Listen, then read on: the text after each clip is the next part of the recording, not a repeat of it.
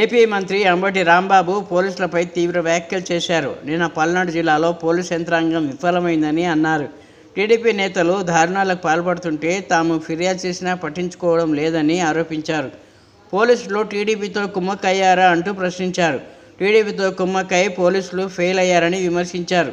పోలీసులు పక్కా ప్రణాళికలతో వ్యవహరించడంలో సందేహం లేదని, Sattenapalli rural CI Rambabu TDP వాళ్లతో కుమ్మక్కయ్యారని అంబటి రాంబాబు ఆరోపించారు. తిరిగి మళ్ళా జగన్మోహన్ రెడ్డి గారికి అధికారం ఇవ్వాలా, లేక ఆయన అధికారం తీసేసి గతంలో 5 సంవత్సరాలు 14 సంవత్సరాలు పరిపాలన చేసిన చంద్రబాబు నాయుడు గారికి అధికారాన్ని కట్టబెట్టాలా అనే అంశం మీదే ప్రధానంగా ఎన్నిక జరిగిందని నేను భావిస్తూ ఉన్నా. గతంలో చంద్రబాబు నాయుడు గారి పరిపాలన చూసిన వారు, 5 సంవత్సరాలు పరిపాలన జగన్మోహన్ రెడ్డి గారికి చవి చూసిన వారు, ఓట్లు వేయడానికి వచ్చినటువంటి తీరు చూసినప్పుడు నాకు చాలా ఆశ్చర్యం వేసింది. ఉదయం నేను 7:30-8 గంటలకు వెళ్ళా. అప్పటికే బారులు తీరి ఉన్నారు. నేను అడిగే 8ంటికి వచ్చారమ్మా అని.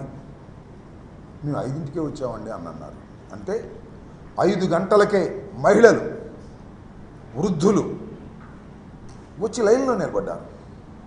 పెద్ద ఎత్తున లైన్లో నిలబడి తన ఓటు హక్కును వినియోగించుకున్నారు.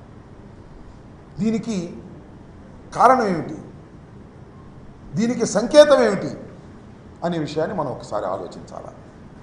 నేను లైన్లో ఉన్న వారందరినీ చూసే ఎక్కువ మంది వృద్ధులు, వికలాంగులు, మహిళలు ఎక్కువగా ఉన్నారు.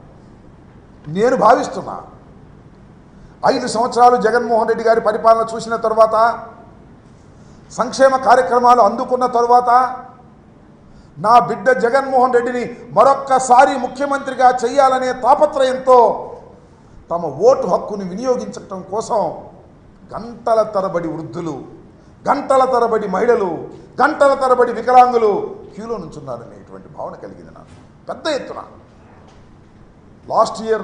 లాస్ట్ ఎన్నికల్లో జరిగినటువంటి పర్సంటేజ్ సుమారుగా 79-80% ఉంది.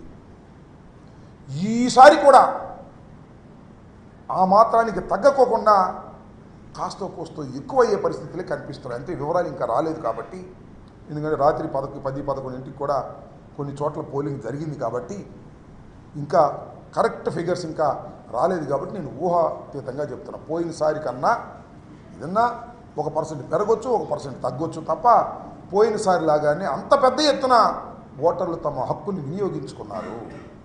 ఇది చాలామంది అనుకోవచ్చు.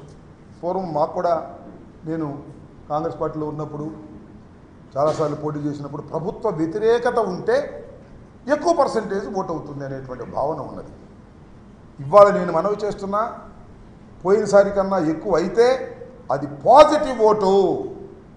పాజిటివ్గా జగన్మోహన్ రెడ్డి గారిని తిరిగి మళ్ళీ అధికారంలోకి తీసుకురావాలి, మా సంక్షేమ కార్యక్రమాలను అమలు చేసుకోవాలి, సుఖవంతంగా బతకాలి అనేటువంటి భావనతో బడుగు బలహీన వర్గాలు, మైనారిటీసు, ఎస్సీలు, బీసీలు, సంక్షేమాన్ని అందుకున్నటువంటి అనేక మంది ఓటర్లు వచ్చి తమ బాధ్యతను నిర్వహించుకొని మళ్ళా తిరిగి జగన్మోహన్ రెడ్డి గారిని ముఖ్యమంత్రిగా చూడాలనేటువంటి తాపత్రయం వారి ముఖాల్లో నిన్నే కాదు కనిపించింది. నేను క్యూలో నుంచినప్పుడు కనిపించడమే కాదు, ప్రచారానికి వెళ్ళినప్పుడు కూడా కనిపించింది. నేను చూసా, 89లో మొదటిసారి పోటీ చేశా. ఆ తర్వాత 2 సార్లు మినహా ఇది 6వసారి పోటీ చేస్తున్నా. అన్ని ఎన్నికలు చాలా సన్నిహితంగా చూసా, పోటీ చేయని ఎన్నికలు కూడా. మొదటిసారి ఈసారి మాత్రమే ప్రతి గ్రామంలోనూ మహిళలు జెండాలు పట్టుకొని, కొన్ని గ్రామాల్లో అయితే ఆశ్చర్యం, పురుషుల కన్నా మహిళలే నా ప్రచారంలో పాల్గొన్నారు. వ్యాన్ వెళ్తుంటే నా వ్యాన్ ముందు మహిళలు వైఎస్ఆర్ కాంగ్రెస్ పార్టీ జెండాలు పట్టుకొని జై జగన్ అంటూ నినదిస్తూ